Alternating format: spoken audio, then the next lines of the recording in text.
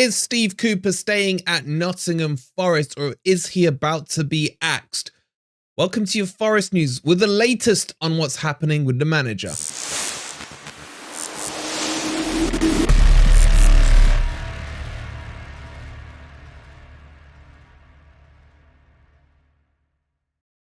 Good morning, good evening, or good night. Hope you guys are well, and welcome to your latest Nottingham Forest news. In today's news, we'll give you all the latest on Steve Cooper. Is he going? Is he staying? Is he in? Is he out? Is he shaking all about?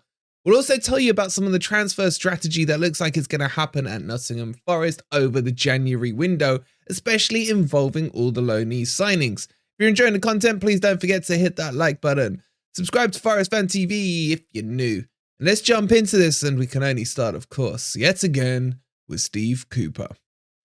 Okay, so let's talk about the latest Steve Cooper update. And as things stand at the time of recording this video, he is still in his job. I mean, that's a given. But what is being said and what really is coming out of the club is the most important thing.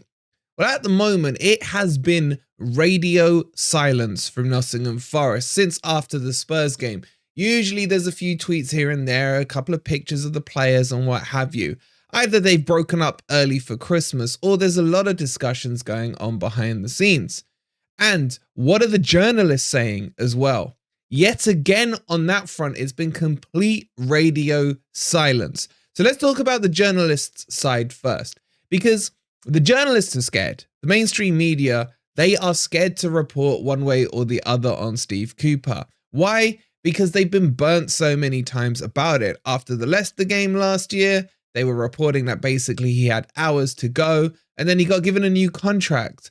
And then again after the Leeds game towards the end of last season, they were all reporting that Steve Cooper is done, and then he gets backed by Marinakis. And yet again this season, a few games ago, the word out on the street was that he is done if he doesn't win his next game, and he still survived. So from a journalistic point of view, their reputation is semi in the mud when it comes to Steve Cooper.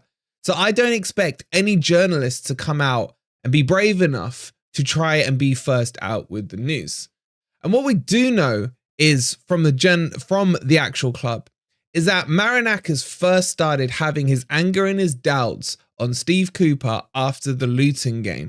That 2-2 draw, that capitulation in the last 15 minutes was enough to trigger Marinakis to sack Cooper pretty much then and there. But since then, he has kind of simmered down and he has decided to be patient. Now, with the club being silent, let's move on to that side of it. What does that tell you?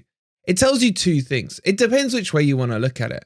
You can look at it as it's business as normal. Why must the club give us a Steve Cooper update every 5 minutes? Do they have to tell us, where he is at 12 o'clock, 1 o'clock, 2 o'clock? Of course they don't.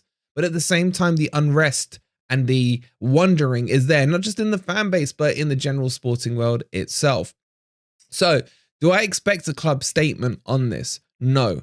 But what's interesting is what's coming out from Greece, because Greece obviously connected with Marinakis are now saying that Steve Cooper will be given until the end of the month to see out the Christmas period.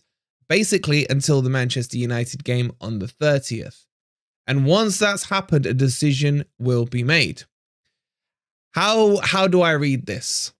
Look, I think that's probably the correct stance on this. Why? Because most managers, if they are going to get sacked on the Sunday or the Monday. More so on the Monday, and it's usually done by like 10 a.m. The old corner flag tweets come out on social media, etc.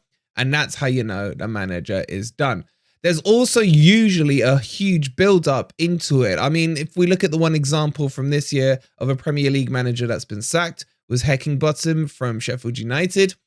And that was done on the Monday, but it wasn't announced until you had the likes of Sky Sports News, TalkSport, everyone else really ramping it up because there was certainty on that. We haven't seen any of that today from any of the mainstream media outlets.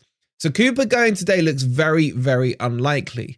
And if he gets through Monday, then he's here till Bournemouth. It becomes silly then to disrupt the training routine, the build up into the Bournemouth game for Saturday.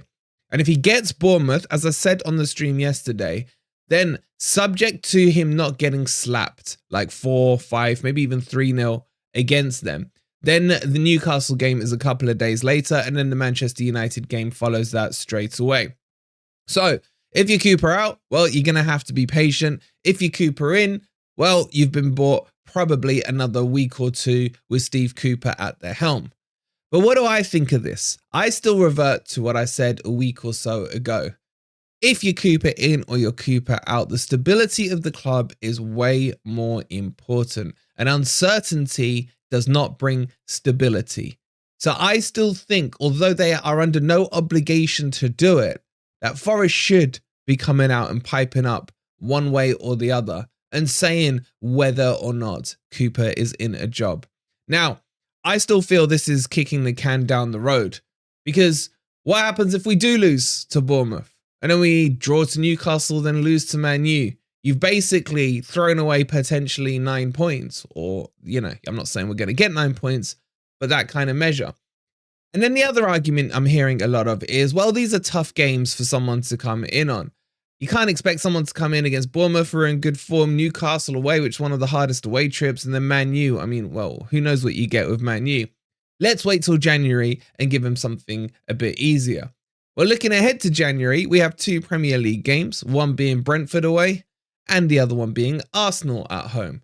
So it doesn't get much easier. In fact, I've looked through our fixture list, and I'm telling you now, I can't see a run of potential games where Forest could go on a W run. And that in itself is worrying.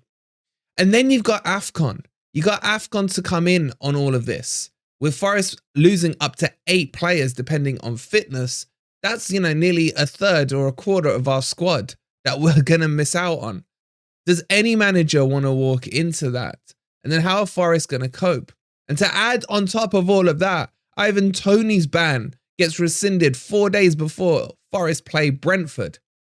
And on top of that, he's linked heavily with Arsenal. And if that's done before the end of the transfer window, Forest may end up playing against Ivan Toney in back-to-back Premier League matches. Am I cheering you up at all? I don't know. But my question to you guys is, how do you feel about this whole situation? Do you just want to know, or are you happy for the can to be kicked down the road? But so far, and from the Greek reports that are coming out, Marinakis has given Cooper until basically the end of the month and the Manchester United game. How do you feel about that? Let me know in the comments, as always, down below. All right, let's move on and talk about our loanee signings. And that, of course, is Santos from Chelsea, Montiel, the right wing back. You got Tavares from Arsenal and Origi as well. Those are the 4 loan signings that have come in for Nottingham Forest. And there is talks that all 4 of them will be leaving in the January window. Chelsea are vexed at the lack of game time for Santos. And Arsenal are now starting to put feelers out there that they're annoyed with the lack of game time for Tavares. Montiel, his parent club, are panicking more so than annoyed, thinking he's going to end up back at us. And we thought we'd be able to sell him off, because obviously there was an option to buy with Nottingham Forest for Montiel. And then Origi, man, he's raking in 120k a week for basically doing nothing apart from looking pregnant in the team photo. So, have these loan signings been disastrous for Forest? I mean, I'll leave you guys to answer that in the comments down below. But I just think they haven't been used. And we've seen it before with loan signings in the Premier League with Forest. The likes of Bardet, who didn't get a sniff last year and then goes on to win the Europa League in the same season. We've seen so many issues with the potential of these players. I think Montiel is a decent player. I think there is legs in him, and Forest should utilise him. I know Nico Williams has come into form, but personally, I'd probably play Nico Williams at right wing in a 4-3-3 formation and get Montiel at a right back in a 4-back formation. But in terms of Tavares, I said from the second we were linked to him, no thank you very much. He's utter crap at left back. Again, you'd probably be better off using him as a left winger rather than on the defensive side of it. And then finally, Origi. Again, at the time, I said Batshuayi would have been the better option. Origi lives off those couple of cult hero moments that he had at Liverpool. So you could argue, though, Forget how I feel or you feel about them. Let's look at the evidence on the pitch. And the evidence is damning. Either Cooper didn't want these signings, and it's clear on some of these ones that they weren't for him. But why does he have to be stubborn about it is my question. He's been given these players. Managers from other clubs who are begging and crying out. Look at Palace. We need more signings is what their fans are always saying. But when a club like ours is being given these players, why is it okay for our manager to be stubborn about using them? Now, I'm not saying they should be getting in the team. Out of those four, I probably would say Montiel and Santos would be the two that I would have expected to at least float around regularly in the first team squad, not necessarily the first 11. But the point is here on this. If all four of these go, and I expect most of them to, this is another indication that Forest are going to struggle to have a big January window.